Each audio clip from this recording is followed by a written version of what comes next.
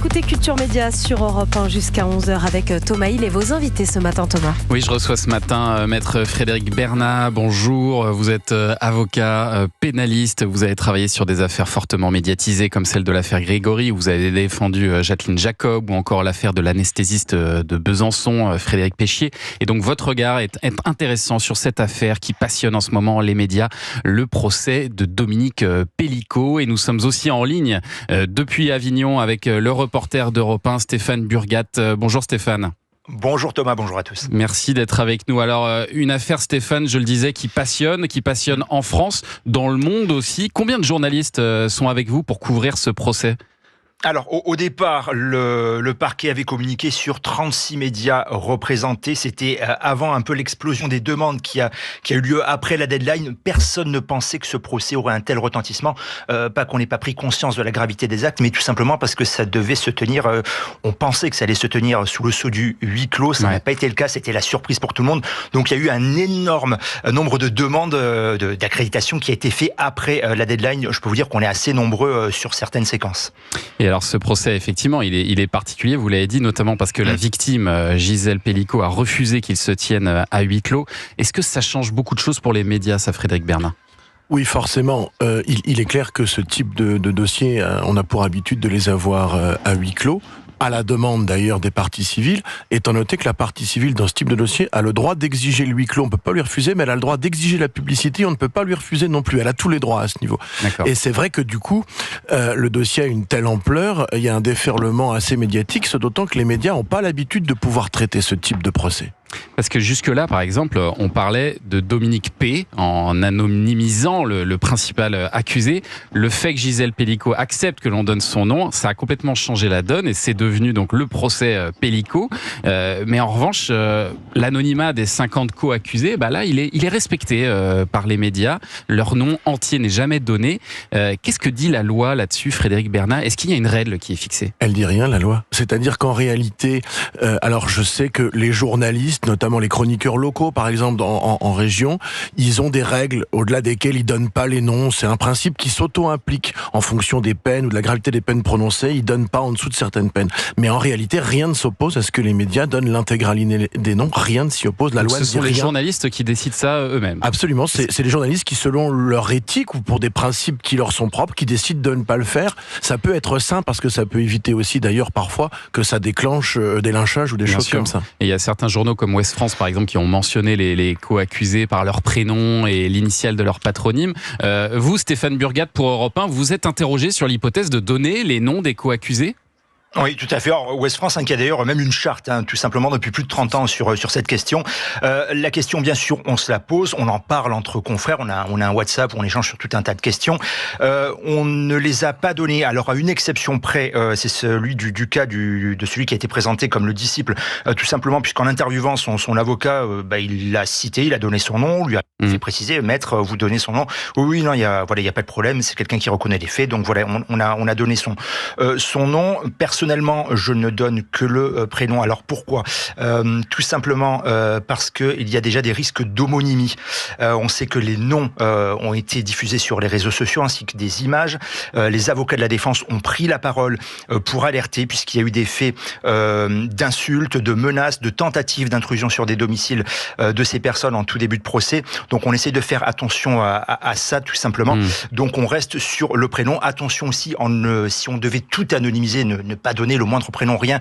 On peut alimenter aussi d'un autre côté une certaine machine à fantasmes exactement sur les réseaux sociaux et ces profils types de violeurs qui pourraient exister alors que ce n'est pas du tout le cas. On s'en rend compte quand on voit l'âge, le profil, les parcours socio-professionnels de tous ces accusés. Donc c'est pour cette raison que voilà, moi je reste par exemple sur le prénom, l'âge et la profession pour essayer quand même de dresser un certain portrait de ces accusés. On a reçu une question sur Twitter, Anissa. Oui, sur les co-accusés, justement, une question d'Étienne sur Twitter. C'est pour vous, maître Bernat. On a vu plusieurs co-accusés réagir et témoigner dans les médias, à la télévision et à la radio. Est-ce que c'est légal ? Alors oui, c'est parfaitement légal, ils ont parfaitement le droit de s'exprimer. Après, je vais vous dire mon sentiment. En tout cas, moi, mes clients, la consigne, c'est de ne surtout pas le faire. Il n'y a rien de pire. C'est très difficile l'exercice médiatique, déjà pour des professionnels, mais alors pour des accusés qui sont en plus sous le feu de la justice, non, c'est catastrophique en règle générale. Mais ça n'est pas illégal, ils peuvent faire ce qu'ils veulent. Vous me racontiez hors antenne que même pour un avocat chevronné comme vous, c'est très compliqué de vous retrouver devant un mur médiatique parfois quand vous sortez de vos plaidoiries. Ça m'est arrivé lorsque je défendais le frère de Rachida Dati à l'époque où elle était ministre et qu'il avait été jugé, que je l'avais défendu. Je sors de la salle d'audience, on a un mur médiatique et ça vous happe. Surtout que c'est pas notre métier. Moi, plaider devant une cour d'assises, je sais le faire, c'est très très impressionnant, mais c'est notre métier.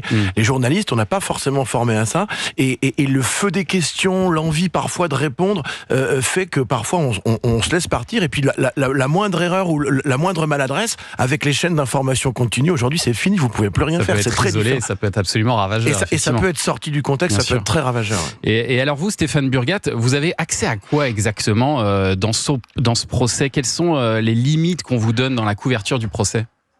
Alors nous on a accès bien sûr à tous les débats ou presque, on va en reparler. Voilà la salle d'audience, une salle annexe puisque parfois voilà on est trop nombreux, il n'y a pas assez de place pour tout le monde. Après pour ce qui est bien sûr de tout enregistrement audio vidéo, bien sûr tout est interdit pendant la tenue des débats. Ouais. Et alors le président de la Cour a décidé que la diffusion des vidéos des viols se ferait sans public et sans presse. Gisèle Pelicot, elle s'oppose à cette décision, comme d'ailleurs l'association de la presse judiciaire. Une décision sur cette question normalement devrait être prise demain, mais qu'est-ce que vous en pensez, vous, Stéphane Burgat? Est-ce que vous pensez que c'est utile que la presse ait accès à ces images? Alors c'est très utile, ça sera finalement débattu vendredi, ça a été pour repousser le planning, une question assez sensible sur ce débat, c'est assez émouvant. C'est utile, c'est très utile, pourquoi? Il y a les images et il y a les débats qui suivent. Il y a une ligne de défense qui est tenue par une majorité des accusés de dire qu'ils ont été piégés par Dominique Pelicot, qu'on leur avait vendu le scénario d'une épouse endormie mais qui devait se réveiller au cours de l'acte pour devenir une tigresse et le jeu sexuel commençait là. Et sur les interrogatoires, ce que leur renvoient en face notamment les avocats de la partie civile et l'avocate générale, c'est de dire très bien, alors si vous pensiez que ce jeu était celui-là, pourquoi est-ce que vous chuchotez? Pourquoi est-ce que vous sortez de la chambre au moindre fait et geste, au moindre mouvement de Gisèle Pelicot? Pourquoi vous faites tout au final pour ne pas la réveiller? On voit que c'est un élément de preuve qui est montré, qui est débattu. Ce qui pose problème à la presse, c'est de ne pas voir ces images et puis surtout, comme ça a été le cas jeudi dernier où jeudi après-midi où tout a été joué, donc tous les films qui devaient être vus ont été joués à la suite. La presse n'a pas pu voir ces films et la presse n'a pas pu assister au débat derrière où justement on a pu pointer ces contradictions et ce qu'ont pu répondre les accusés. Voilà ce qui pose problème. Vous n'avez pas l'air d'être d'accord, Frédéric Bernard. Pour vous, c'est pas utile que la presse voit ces images rapidement? Je suis très sceptique. En réalité, d'ailleurs, ce sont ces moyens modernes. Les cours d'assises, souvent, quand vous passez les albums photographiques dans les dossiers, les photos d'autopsie, les choses comme ça, les photos un peu sensibles, on les diffuse pas au public, on les montre pas. Maintenant, le problème, c'est que tout est vidéo. Donc, alors, je sais pas, une décision va être prise. J'avoue que je me pose la question de savoir si Gisèle Pelicot, comme je l'expliquais tout à l'heure, n'a pas le pouvoir d'obliger à la diffusion publique. Je serais très curieux de la décision de la Cour. Après, j'avoue que j'ai pas forcément d'avis aujourd'hui, ça risque de faire du sensationnalisme aussi. Ça va dépendre beaucoup de l'éthique des journalistes par rapport à ça. En tout cas, ça montre que ce procès Pelicot soulève des questions autour des médias très importantes et on va continuer à poursuivre cette discussion dans un instant. Restez avec nous, on va d'abord faire un point sur l'actualité dans un instant avec Émilie. Europe 1, Culture Média. 9h30, 11h. Thomas Hill. Merci beaucoup d'être avec nous pour la suite de Culture Média. Dans un instant, nous recevrons l'écrivain américain Douglas Kennedy, mais on est toujours avec maître Frédéric Bernat, avocat pénaliste, et le reporter d'Europe 1 Stéphane Burgat en direct d'Avignon, parce qu'on s'intéresse ce matin à la couverture médiatique hors norme du procès Pelicot qui soulève de très nombreuses questions. Et il y en a une, c'est est-ce que ce procès est filmé? Parce que la loi Dupond-Moretti a permis d'ouvrir la porte des tribunaux aux caméras dans certaines conditions. Est-ce que ça veut dire qu'il y a en ce moment des caméras qui filment le procès Pelicot? Stéphane Burgat, est-ce que vous avez vu des caméras, vous? Alors, les caméras, elles ont pu rentrer dans la salle au premier jour d'audience, avant le début de l'audience, avec bien sûr interdiction de filmer tout ce qui est la cour, etc. Mais on a pu filmer le public. On a pu voir à ce moment-là que les accusés qui comparaissent libre ont été surpris, puisque certains ont vu arriver les caméras et ont essayé de se masquer, se cacher un peu comme ils pouvaient. Les caméras, maintenant, on n'a pas le droit de faire, et on nous le répète assez souvent, le moindre enregistrement vidéo ou sonore. Les caméras sont à l'entrée de la salle d'audience et elles y restent. Et est-ce que même pour l'histoire, il n'y a pas une caméra qui est là, il n'y a pas un enregistrement sonore sur place, même pour être diffusé beaucoup plus tard ? Pour les médias, non, on a juste la retransmission qui est faite sur cette salle pour le public et les journalistes qui n'ont pas de place, mais nous, non, on n'a pas d'enregistrement. Donc ça veut dire, Frédéric Bernat, que là, peut-être la loi Dupond-Moretti ne s'applique pas dans ce cas-là. Sous quelles conditions, théoriquement, on peut filmer ce genre de procès ? Alors, ce que ça veut dire certainement, c'est que aucun média n'a fait une demande préalable d'autorisation de filmer, parce que ce que dit votre correspondant est parfaitement exact. Il est interdit d'enregistrer, de capter, ce soit le son ou l'image d'un procès en cours. Sauf dans le cadre de la loi du 22 décembre 2021, dite loi Dupond-Moretti pour la confiance dans la justice, où là, certains médias peuvent se faire accréditer. Alors, il y a tout un processus pour se faire accréditer, et ensuite, les images ne peuvent être diffusées que dans des conditions, là, ça serait très long à déterminer, du procès, mais évidemment. quand l'affaire est définitivement juge, c'est-à-dire que tous les voies de recours sont exercées. Et il faut qu'il y ait une vocation pédagogique à ce procès. Enfin, c'est vraiment très très encadré, une contrainte. Et si vous voulez, je pense que peut-être aucun média n'a eu l'idée sur ce procès avant, parce qu'ils n'ont pas envisagé. S'il y a un appel, peut-être qu'il y en a qui le feront, mais en tout cas, personne n'a dû le faire avant. Et puis peut-être aussi que ce procès, il a certainement des vertus pédagogiques, en tout cas, il fait beaucoup débattre, mais il ne faudrait pas non plus que ça tourne dans un sensationnalisme de bas étage. C'est un peu le risque, parce que la justice a quand même besoin d'un peu de recul et d'un peu de sérénité. Mais est-ce que vous pensez que le sens de l'histoire en France, c'est qu'on assiste à des procès à la télé, comme on peut le voir aux États-Unis avec les affaires O.J. Simpson ou avec Johnny Depp et Amber Heard. Est-ce que c'est des choses qui peuvent arriver demain, Frédéric Bernat, vous pensez, en France ? Ça peut toujours arriver. Le problème, c'est que retranscrire un dossier par la voie médiatique au travers d'un écran, à mon avis, c'est très dangereux.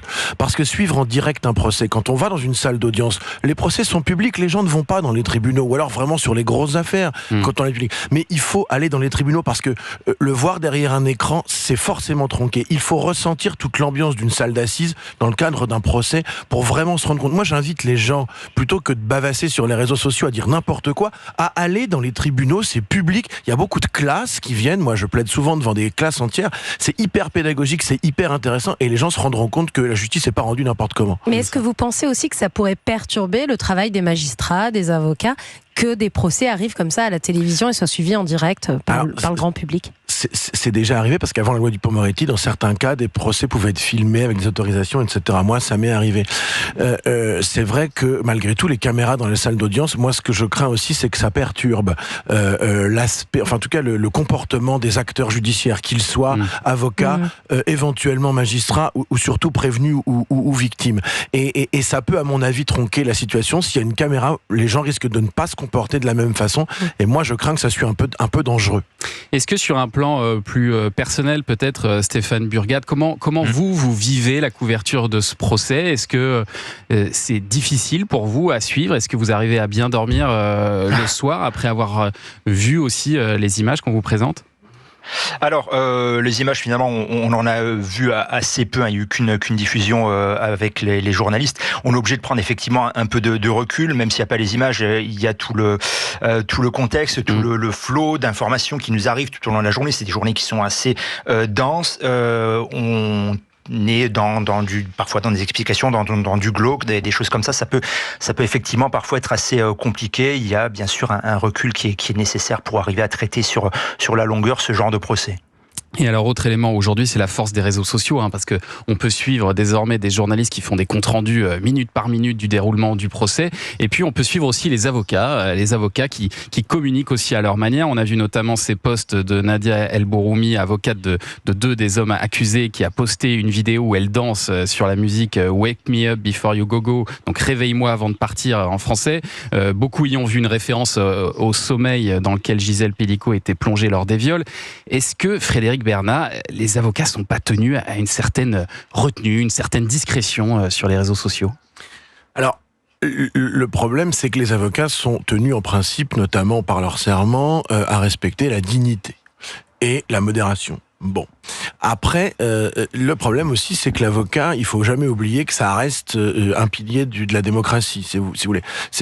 Il faut que les avocats puissent s'exprimer librement. Pourquoi seraient-ils privés de s'exprimer sur les réseaux sociaux ? Moi, je m'exprime sur les réseaux sociaux, je m'exprime non anonymement, donc il faut aussi que j'assume. J'ai déjà eu à rendre des comptes, d'ailleurs, de certaines positions que j'ai pu prendre à mon bâtonnier à l'époque où c'était pas moi. Mais il y a s'exprimer et plaisanter. Voilà. Alors, sur en revanche, puisque là, vous citez un cas précis, je vais vous dire une chose. Moi, je suis personnellement extrêmement choqué. Je trouve que ça donne une image assez déplorable de ma profession, de certains débordements que nous avons pu voir et ceux que vous citiez notamment récemment dans ce dossier. Maintenant, la vraie problématique, si vous me permettez, c'est à quel moment et à quel niveau on met un curseur et qui décide qu'un avocat de ce qu'un avocat a le droit de dire ou pas pour assurer la défense. Il est là le problème. Et je donnais l'exemple tout à l'heure, alors il va peut-être faire bondir, mais à l'époque où je disais la limite défendait les femmes avortées et avorteuses, ou défendait les victimes de viol, justement, elle se faisait cracher dessus, elle a eu un blâme du Conseil de l'Ordre des avocats de Paris à l'époque.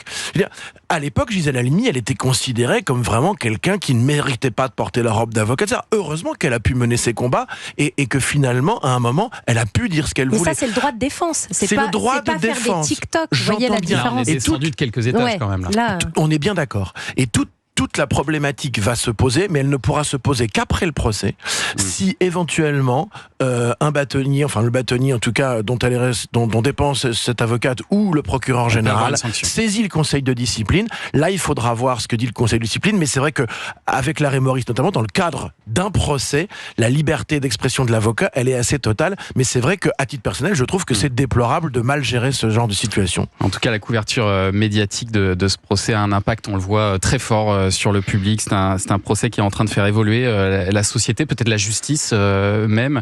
Vous le ressentez tous les deux, Stéphane Burgat d'abord peut-être ? Oui, déjà quand on voit l'ambiance sur place, l'affluence du public, il y a une file d'attente qui est organisée vers cette salle des retransmissions. Il n'y a jamais assez de place pour tout le monde. L'ambiance aussi quand on a la sortie de Gisèle Pelicot avec ses haies d'honneur qui sont faites à chaque fois, ces applaudissements, ça c'est du jamais vu pour moi. Où on a eu aussi les huées, les tensions entre le public qui est présent, dont des militants féministes et les accusés, ce qui a abouti à un renforcement de la présence policière sur place. Donc on a une ambiance très particulière. On sent effectivement qu'il se passe quelque chose. On comprend aussi qu'il y a un besoin quand on entend les arguments lors du procès de la méconnaissance de la question du consentement, quand on entend des arguments comme à l'époque des faits, moi je ne savais pas tout simplement ce qu'était la reconnaissance, le consentement. Et puis peut-être au niveau de la justice aussi, on peut pas s'empêcher de penser à l'exemple espagnol, l'affaire de la meute, il me semble que c'était en 2016, qui a abouti à la loi SI sur le consentement des femmes sur les rapports sexuels. C'est une histoire, un procès qui fera date. Forcément, il le fait déjà, puisqu'il a pris une ampleur qui est incroyable. Alors après, vous savez, de mon point de vue, il y a certainement du bon et du mauvais, comme en tout. Le bon, c'est que ça attire l'attention du public sur le fonctionnement de la justice, sur des situations particulières. Là, c'est particulièrement grave, etc. C'est une chose. Le problème, c'est que malheureusement, le média, parfois, déchaîne un peu toutes les passions et parfois elle met en échec la justice. Vous parliez de l'affaire Grégory au début. L'affaire Grégory, c'est un exemple type et pourtant c'était il y a 40 ans. Le média, je crois que l'éthique des journalistes est très très importante dans le traitement judiciaire. Ils ont un rôle absolument indispensable à jouer, les journalistes là-dedans. Les acteurs judiciaires aussi, les avocats aussi doivent se comporter correctement et il faut que les gens fassent pas n'importe quoi et qu'on s'intéresse à la justice pour ce qu'elle a de positif parce qu'elle fonctionne pas si mal. Merci beaucoup, maître Frédéric Bernat, d'être venu ce matin au micro d'Europe 1 et merci à Stéphane Burgat, le correspondant d'Europe 1 sur place. Merci d'avoir été avec nous, Stéphane.